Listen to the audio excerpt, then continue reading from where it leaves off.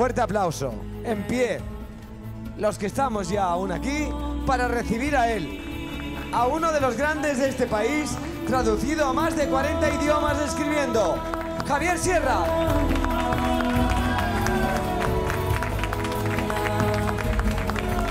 Buenas noches. ¿Cómo estás? Lo tuyo no es el cabaret, ¿eh? No, yo aquí me siento un poco sobrecogido. ¿Te sientes extraño?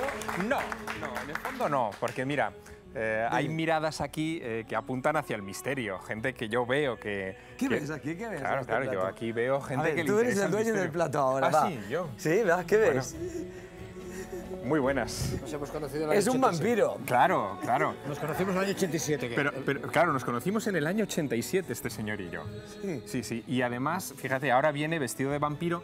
No lo veas por el lado de la sangre, míralo por el otro lado, por el lado de la inmortalidad. Muy bien. Claro. Pero japoneses. Ahí está. Pero también hay los vampiros energéticos, ¿eh? Sí, sin duda, sin duda. Y yo he conocido a unos cuantos y siempre trato de evitarlos, Tony. ¿Van a ti? Bueno, ya saben que les evito, así que lo intentan, pero yo soy más rápido. Sabes que te doy las gracias profundamente de que vengas a este plató, que lo pises, ¿no? Gracias. Porque siempre te he seguido cuando has presentado algún libro y me han invitado a las editoriales, ¿no? Pero nunca habías pisado el plató, ¿no? Es De verdad. Tony Rovira y tú. Es verdad. Ya era hora. Entonces estás atrevido. Sí. ¿No has claro tenido que sí. miedo? No, no he tenido miedo. No, porque fíjate, yo ¿Por qué? he pisado platós muy difíciles en mi vida. Un poco más hacia la luz, me Sí. dicen. Aquí. He pisado platós muy difíciles en mi vida. ¿Sí? Sí, algunos llenos de adversarios dialécticos, ¿no? Donde sabía que me iba a encontrar oposición a las ideas que yo transmitía o a las conclusiones a las que yo había llegado. Pero fíjate, yo creo que incluso en medio de la oscuridad, cuando tú traes un buen mensaje, esa oscuridad se termina abriendo. La luz, en medio de la oscuridad, brilla más. Por eso es importante no fallar a ninguna cita. No tener miedo a nada. No, y a ti no te voy a tener miedo, nos conocemos hace muchos años. Javier Sierra no tiene miedo a nada, ni a la muerte. Bueno, sí, he tenido miedo. En dos ¿Has ocasiones. tenido, has dicho? Sí, en dos ocasiones. Una cerca de aquí, en la montaña de Montserrat. Fue en 1987, yo tenía 16 años. Y me había sentido atraído por la montaña y por sus historias. ¿Por la montaña de Montserrat? Sí, porque es un lugar muy especial, muy mágico, Sí. ¿no? Lleno de tradiciones singularísimas. Por ejemplo, cada 21 de febrero, en Manresa, se celebra la fiesta de la misteriosa llum, de la luz misteriosa. Viene desde la Edad Media, desde 1345, cuando un notario levantó acta del avistamiento de una luz extraordinaria que venía de la montaña de Montserrat, entró dentro de la iglesia del Carmen de Manresa y fue presenciada por todo el pueblo que estaba allí reunido. Aquella luz, causó una gran conmoción en el pueblo, creyeron que era un milagro. Siglos más tarde, Ignacio de Loyola escribió sus ejercicios espirituales en la Santa Cova, lo que llaman allí la Santa Cova, la Santa Cueva, muy cerquita de esa iglesia del Carmen, en el fondo, y él desde esa cueva veía la montaña, y en la montaña vio desfilar esa misteriosa luz, como si fuera una procesión. Yo fui a buscar esa luz y la vi. ¿La viste? La vi y no he pasado más miedo en mi vida. ¿Sí? Sí, fue arriba. ¿Por qué una luz puede dar tanto miedo? Porque se te pasa por la cabeza la sensación de que tú no controlas el universo en el que vives. De repente, lo que a mí me ocurrió fue que estaba con otras dos personas y una luminaria extraordinaria, enorme, de color blanco, con una especie de luces anaranjadas por detrás, surgió del cielo, hizo un arco en el firmamento de 3-4 segundos y volvió a desaparecer sin dejar huella. Yo allí me sentí frágil, a merced de lo desconocido. No sabía ni qué hacía esa luz allí, ni qué podría hacer esa luz, ¿no? Y bajé la montaña de Montserrat más rápido que nunca, ¿no? La otra vez que pasé miedo fue años más tarde. Aquello fue en el año 87. En el año 97, 10 años más tarde, Tenías de 28, ¿sí? Sí, yo tuve la ocasión de pasar una noche a solas en el interior de la cámara del rey de la Gran Pirámide, en Egipto. ¿Ah, sí? Sí, quería... ¿Experimentar? Sí, quería resolver un enigma histórico. Napoleón Bonaparte estuvo en esa pirámide, en esa misma estancia, una noche, la noche del 12 al 13 de agosto de 1799, y cuando él emergió de ese monumento, al que había ingresado por voluntad propia, lo hizo muy desmejorado, con muy afectado por lo que quiera que hubiera visto allí dentro. Sus hombres le fueron a recibir a la entrada del monumento y le preguntaron qué le había sucedido, y él respondió con una frase que para mí se convirtió en obsesión. Dijo: aunque os lo contara, no me ibais a creer. Y nunca lo explicó. Así que decidí pasar mi propia noche, fue toda una peripecia, en el interior de la Gran Pirámide. Salí muy tocado porque estar durante 6-7 horas en una habitación completamente a oscuras, separado del exterior por muros de 30 metros de grosor, sin ventanas, con la sensación de que te estás fundiendo en esa oscuridad, de que de alguna manera estás desapareciendo. Esa oscuridad te está atrapando. Absolutamente. Eso es muy duro, ¿no? Cuando salí, tuve la sensación de que había vuelto a nacer, Tony, de que de alguna manera venía de la tiniebla de la muerte y había resucitado. Y de repente me hice el siguiente planteamiento. ¿Y si fue eso lo que aquel joven general francés, que todavía no era el Napoleón de la historia, fue lo que le pasó? ¿Y si de repente aquella noche perdió él el miedo a la muerte y por eso se convirtió en el personaje más temerario y más osado de su época, de su tiempo? Como esto no lo podía contar en un ensayo histórico, al fin y al cabo manaba de la fuente interior, de las sensaciones, decidí escribir una novela, La pirámide inmortal, contando esa peripecia a partir de mi propia experiencia. Así que es verdad que pasé miedo, pero también es verdad que logré transmutarlo en creatividad. Y creo que ese mensaje es importante. Para todos, nuestros miedos pueden ser transmutados en algo creativo. Porque tú en el fondo eres un vehículo. Que Todos. estás al servicio Como tú. de la otra dimensión. Como tú. Claro. ¿Tú sabes por qué? Eso igual los espectadores no lo saben. ¿Tú sabes por qué se inventó la tele? No. Bueno, la tele se inventa en el momento en el que se consigue crear algo que ya no se usa, que es el tubo de rayos catódicos. Y el tubo de rayos catódicos en realidad era una campana de vacío con un gas inerte en el interior, cuya primera aplicación no fue la de transmitir y recoger imágenes, fue la de capturar a los espíritus. Como no se logró, después le buscaron una aplicación práctica. Y esa aplicación, de alguna manera, está cumpliendo esa función. ¿Qué somos tú y yo, para los que nos están viendo, sino espíritus al otro lado de un cristal? Pues sí. En el fondo sí, ¿no? Ajá. Sería como la presencia ahora de un espíritu que vieras, ¿no?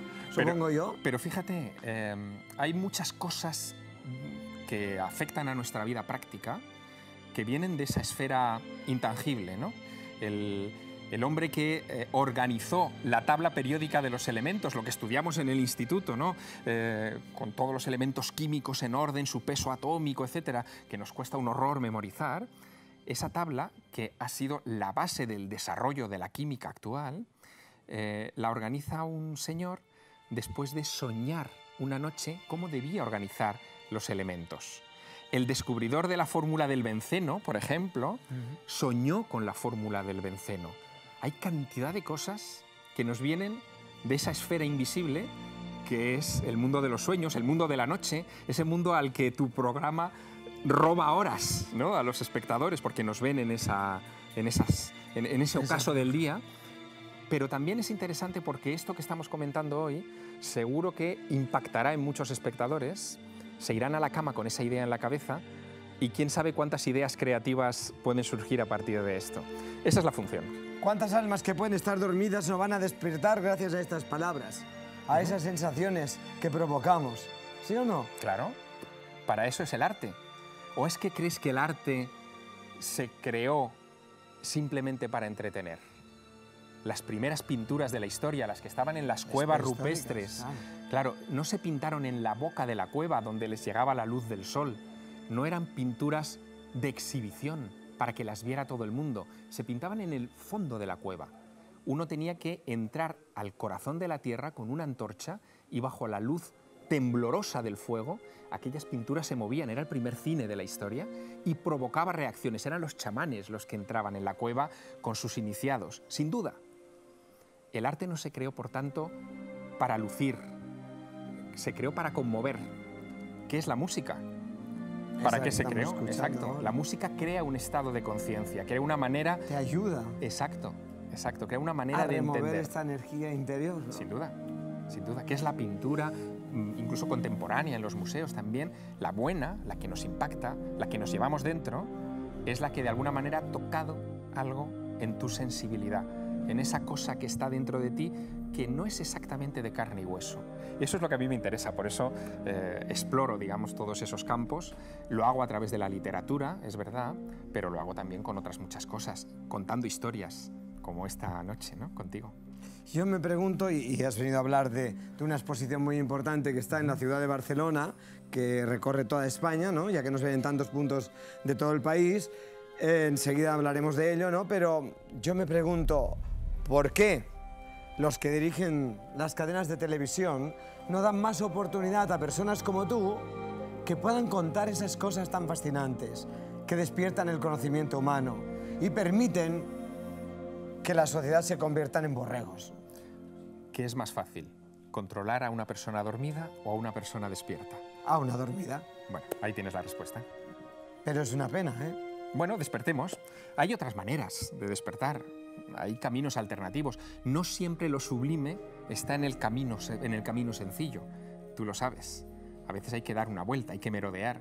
Pero lo importante es no perder nunca de vista que lo que tú estás haciendo te trasciende. Hay que ganárselo, ¿no? Es como, Sí. como el trapecio. Yo digo que el camino espiritual hay que ir subiendo peldaños de la escalera, que son espinas que te clavan, pero a la vez un placer inmenso que se siente, ¿no? Bueno, que sería la ascensión de Cristo. En el mundo antiguo, el modelo de la escalera iba por ahí, ¿no? Fíjate, una de las imágenes que a mí siempre me han impactado más de mis lecturas es la escena que se cuenta en la Biblia de la escalera de Jacob, la visión de Jacob, camino de Harrán. De repente él se queda dormido sobre una piedra y en esa almohada incómoda tiene un sueño que no sabe si es verdad o no, en el que ve cómo dejan caer del cielo una escalera y por ella ve descender ángeles. Encuentra un camino de comunicación entre la tierra y el cielo. Después esa idea, la idea de la escalera de comunicación entre lo terrestre y lo sublime, fue adaptada en muchos lugares. Incluso cerca de aquí, fíjate, en Cataluña hay un pueblecito, en Tarragona, que se llama Scala Dei, la escalera a Dios. Es uno de los pocos pueblos que todavía conservan su nombre latino. Hubo una cartuja allí que se fundó después de que un paisano viera allí una de esas escaleras cayendo del cielo. ¿Cuántos pueblos hay en la geografía española que tienen esa simbología? Escalante, escalada, escalona. Hay muchos. ¿Por qué? Porque en el fondo tenemos hambre de comunicarnos con lo que nos trasciende, de encontrar respuestas. ¿O no somos todos nosotros, de alguna manera, lo que los latinos llamaban homo querens, el hombre que hace preguntas? ¿Comprendes por qué tenía tantas ganas de que vinieras un día a este plató? En tus manos, cómo corre el agua del río en plena libertad. Desde luego que las personas que tienen esta savia de vida, sus caminos están libres, ¿no? Bueno, soñar es Sois libre, agua, y el agua no tiene fronteras. No hay nada que pueda impedir que avance en el camino. Por eso todo lo que hago tiene que ver con esa idea, ¿no? Con la idea de estimular el libre pensamiento, el sueño. Es importante que nos sintamos libres, que no pensemos que todo está escrito y todo está hecho. Incluso cuando yo echo la vista atrás y veo lo que hicieron los antiguos, las viejas civilizaciones, encuentro que también ahí hubo la misma lucha que hoy tenemos, la lucha entre lo establecido y la lucha entre el que busca respuestas por su cuenta. Lo que hoy me ha traído a tu programa... ¿Qué te ha traído? Tiene que ver con eso. Es la historia de un hombre que vivió hace 2200 años en China. Se llamaba Qin Shi Huangdi, es el primer emperador de China. Y este hombre vivió obsesionado con dos cosas. Con el poder, por un lado, él quiso unificar las 36 provincias de China y convertir China en lo que hoy es el primer emperador de esa civilización. Y en segundo lugar, encontrar la inmortalidad. Estaba tan obsesionado con la inmortalidad que decidió construirse el mayor mausoleo, la mayor tumba jamás construida por humano alguno. Esa tumba se encuentra hoy en la región de Xi'an, en China. Y hace un día como hoy, 42 años, dos campesinos buscando un pozo de agua encontraron uno de los accesos. Daba a una serie de pozos donde se encontraban 8000 guerreros de barro estatuas, retratos de soldados con sus armas para proteger el viaje de ese emperador al más allá. Y a Barcelona acaban de llegar una muestra de esos guerreros, han llegado al Teatro Coliseum, yo soy el comisario de esa muestra y eso es lo que quería contarte. Eso es importante. Mira, aquí nos pasa el vampiro, a que veas que está informado, el cartel. Claro. El ejército de terracota, los guerreros de ¿Ves Xi'an. bien? A partir de ahora ya se puede visitar, ¿no? Porque ha sido hoy Eso es, la inauguración. En un teatro, además maravilloso, como es el Coliseum, en plena Gran Vía de Barcelona, que es un teatro que es además un cabaret. Ahora. Sí, y lo hemos convertido en una especie de cripta, hemos bajado las luces y hemos hecho que el visitante recorra casi como si fuera un camino serpentiforme entre los distintos tipos de guerreros, porque hay historias de estos guerreros que te van a sobrecoger. Por ejemplo, un estudio muy reciente, de hace un par de años, descubrió que no existen dos guerreros iguales, pero no existen hasta unos límites increíbles. Cada uno tiene una oreja distinta. Tú sabes que una de las señas de identidad humanas, de identificación, son las huellas dactilares. Sí. La otra son las orejas, no existen dos orejas iguales. Bueno, los chinos, cuando hicieron esos 8.000 guerreros de terracota, se encargaron también de retratar los pabellones auditivos de estos soldados. Hay generales, hay arqueros, hay aurigas, en fin, hay todo tipo de soldadesca muy bien hecha. Unos guerreros, algunos alcanzan hasta el 1,80 de alto, que servían para proteger a un hombre que quiso ser inmortal, que falló en el sentido que nosotros creemos de la inmortalidad, en el sentido vampírico de la inmortalidad, pero en realidad consiguió el éxito, porque 2.200 años más tarde, aquí estamos tú y yo hablando de él. Javier Sierra, no sé por qué existirá el tiempo. ¿Por qué lo habrán inventado? Tienes que coger el ave y el tiempo, pues, no es el que quisiéramos contigo. Pero algún día tienes que venir y quedarte toda la noche en el programa, ¿eh? ¿Vale? Pero no me dejes hablar mucho, porque si no hablo toda la noche. Pues sí me encanta, sí es apasionante escucharte. ¿Sí o no? ¡Sí! Hace falta más. Bueno, volveré. Escuchar personas que hablan con tanta savia tan profunda. Mira, bienvenido al cabaret. Porque igual que tú has montado la exposición en un cabaret, este es otro cabaret.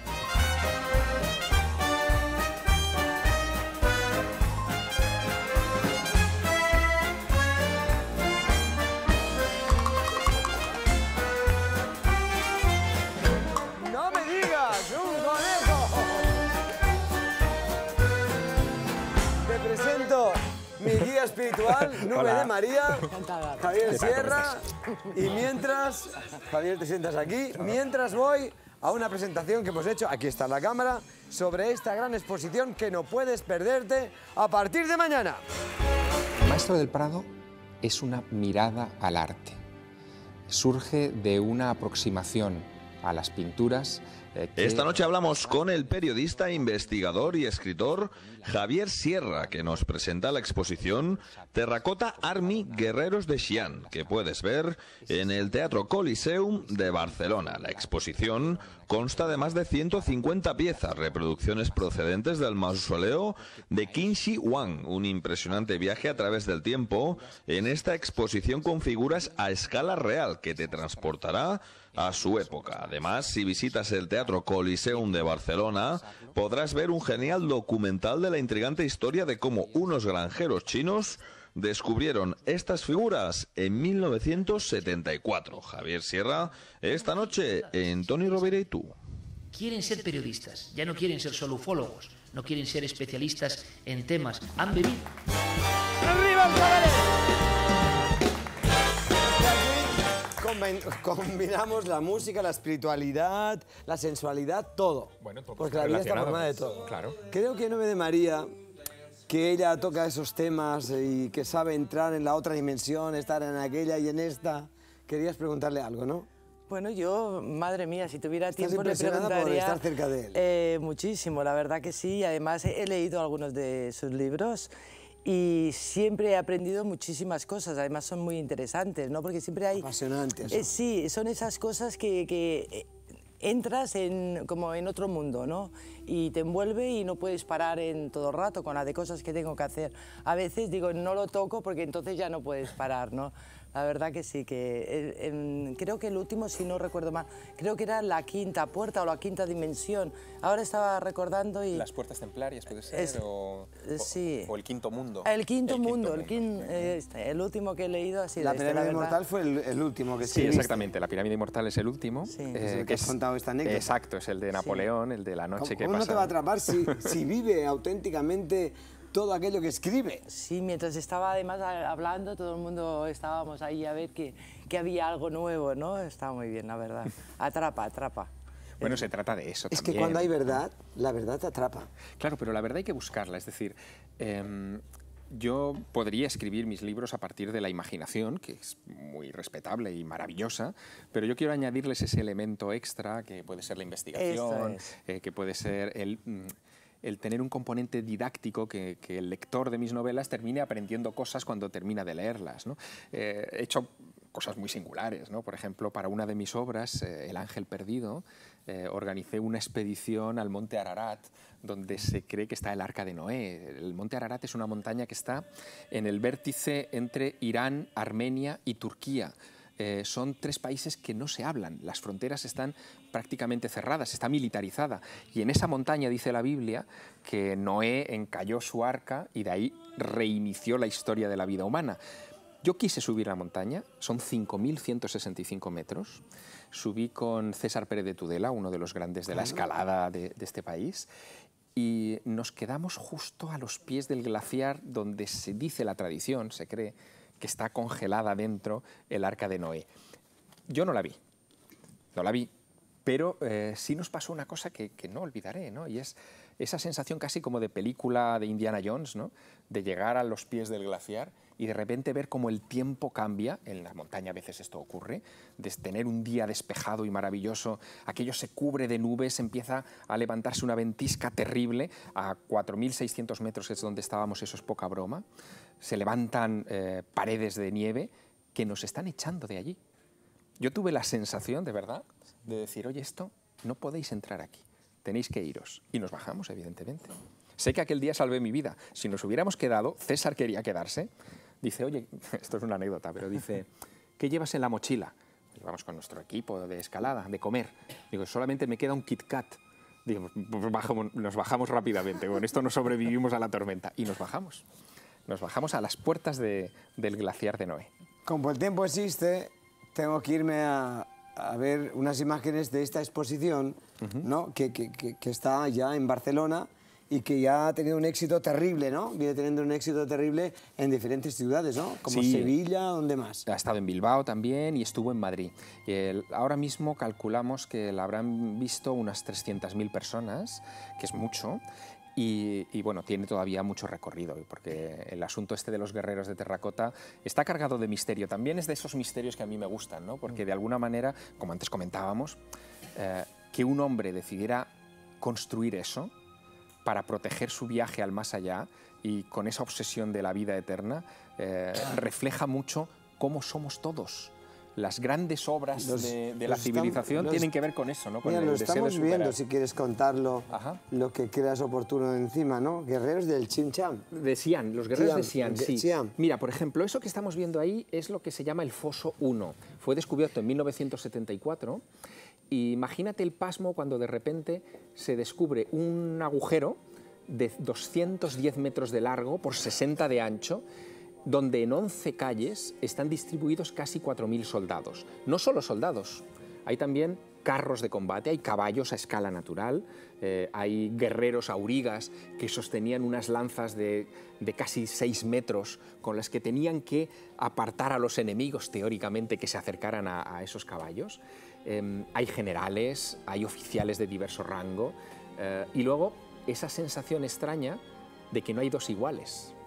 Cuando tú los visitas en su lugar original, en Xi'an, en China, tienes la sensación de que te están vigilando, de que hay vida dentro de esos, en fin, de esas figuras, ¿no? de esas estatuas. Para mí es uno de los descubrimientos más desconcertantes de la arqueología. Hasta el año 74, 1974, no sabíamos que existían. Y si vamos ahora al Teatro Coliseum, Te los vas a ¿qué encontrar. vamos a sentir? ¿Lo Pues mira, mismo, parecido o no? Hombre, algo parecido sí. Es muy difícil recrearlo igual. Yo siempre soy de los que cree que hay que ir al sitio verdadero de las cosas, ¿no? Pero aquí lo que vamos a encontrar es la oportunidad de ver 150 de estas figuras, la oportunidad de entrar en una reproducción, en una réplica de ese foso 1, donde tienes la sensación de grandeza del lugar, y luego conocer las pequeñas historias que rodean a muchas de estas figuras y el misterio enorme de por qué, siendo una obra tan colosal que requirió la mano de obra de tanta gente, en ni una sola línea de las crónicas del emperador Qin Shi Huangdi, del primer emperador de China, ¿por qué no se mencionan? Era un proyecto secreto, algo que se hizo para ser enterrado, no para ser exhibido, para proteger algo que era íntimo del emperador, que era su vida eterna. Vamos a ver si vemos estas imágenes de la exposición, porque me queda también recordar tu historia y me quedan pocos minutos porque tienes que coger el AVE. Qué pena. Terracota Army, los guerreros de Xi'an, la exposición que no puedes perderte. El descubrimiento arqueológico del siglo, considerado la octava maravilla del mundo. Una exposición única, hasta el 2 de marzo en Fernán Gómez, el Centro Cultural de la Villa. Un impresionante viaje a través del tiempo, ya a la venta en entradas.com y en taquilla.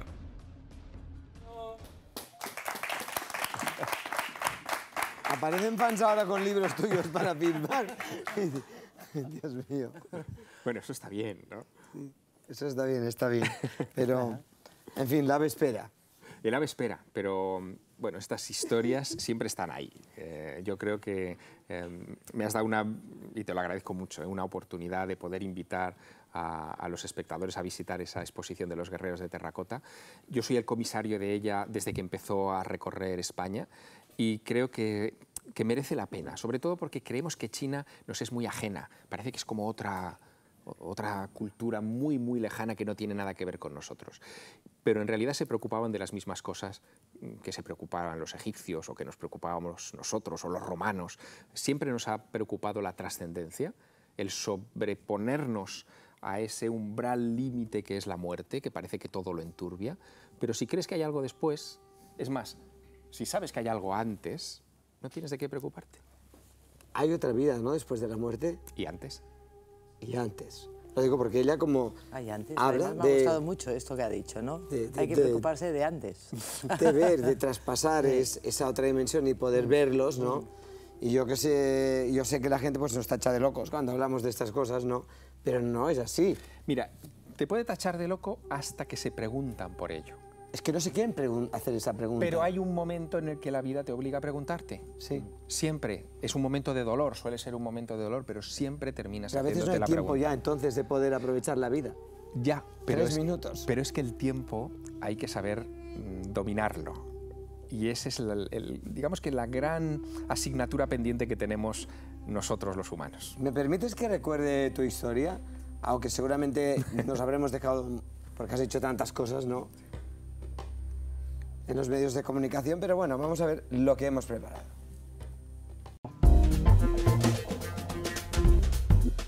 Nacido en Teruel, Javier siempre ha sido un apasionado de todo lo relacionado con las ciencias ocultas. Sus libros han sido traducidos a muchos idiomas y ha colaborado en varias revistas científicas. Entre sus grandes obras, La Cena Secreta, La Dama Azul, La Ruta Prohibida, En Busca de la Edad de Oro, Las Puertas Templarias o Roswell.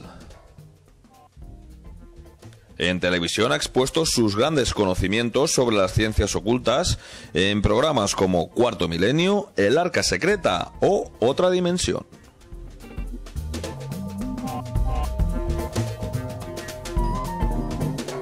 ¿Qué puedes decirles más para convencerles? ¿Hasta cuándo está? Creo que está hasta el 2 de junio. Hasta el 2 de junio, del 30 de marzo al 2 de junio. Eso es, por lo tanto sí hay tiempo para ir a verla. Y fíjate, yo recomendaría que aquellos espectadores que tengan niños, en fin, pequeños, que también los lleven, porque hemos preparado una cosa que a mí me parece fantástica, y es que hay una zona de talleres para los más pequeños, donde pueden buscar dentro de grandes cubos de arena sus propios guerreros de terracota. Esos guerreros que hoy vemos ahí en la exposición estaban hechos añicos cuando fueron descubiertos en el año 74. Tuvieron que montarse como si fuera un puzzle. Nosotros hemos creado ese puzzle a pequeña escala para los niños. Hay talleres de dibujo, hay talleres de modelado de barro, para que no pienses, ni nadie piense, que eso de hacer una figura de barro tamaño natural es fácil. No es nada fácil. Los niños lo van a descubrir y seguramente aprenderán mucho sobre la mecánica del barro, que, en fin, es materia importante también. Dios, me van diciendo adiós. Y luego, además, es que está la energía de aquellos que hicieron esta obra de arte. Claro. Porque yo creo en esa energía que queda y que si uno tiene sensibilidad la puede percibir también. Sin duda, el arte se hace para eso, para que perdure.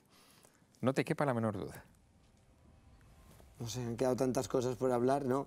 Que un día esperamos que venga y hablar sobre todo de lo divino, de lo humano, de lo que hay allá, de lo que hay aquí, si está todo en un mismo plano, si la vida pasa en diferentes planos a la misma vez, que yo creo que sí. Yo te podría hablar mucho, desde luego. Pero la vez no te espera. Pero el tren se me va, es verdad. Toni, será un placer volverte a ver en cualquier situación, también a ti, Nube. Gracias. Y sí, porque estás ante la guía espiritual número 1 de este país, la que 35.000 personas vienen de todo el mundo para aclamarla y para sentirla, para tocarla, para compartir la energía que ella también desprende, que eso es muy importante, como tú. Qué bien, muchas gracias. O sea que, no sé, nos has hecho un gran regalo, que tengas buen viaje. ¿A Madrid te vas? A Madrid. A Madrid a escribir, a encerrarme en mi pequeña cueva y a tratar de terminar una obra en la que estoy ahora mismo enfrascado. Y una obra que sea un libro, claro. Un libro, claro, de la que todavía no te puedo contar nada. De la que todavía no te puedo contar nada, pero que te sorprenderá. ¿Tanto como el de la pirámide? Más. ¿Con una aventura más profunda aún? Más, ya verás. Más, cada vez más va más. Claro, esto tiene que ir a más. A ti te gusta vivir al límite, como yo. A mí me gusta dar pasos hacia adelante. Se pone nerviosa la señora que te lleva. Bueno, no, íbamos a ver una exposición, ¿no? Íbamos a quedarnos con unas imágenes de la exposición, ¿no? Y de paso la despedimos y luego seguimos, tenemos magia, tenemos música, tenemos muchas cosas, pero Javier se va. Te quiero, Javier. Hasta pronto. Y te admiro.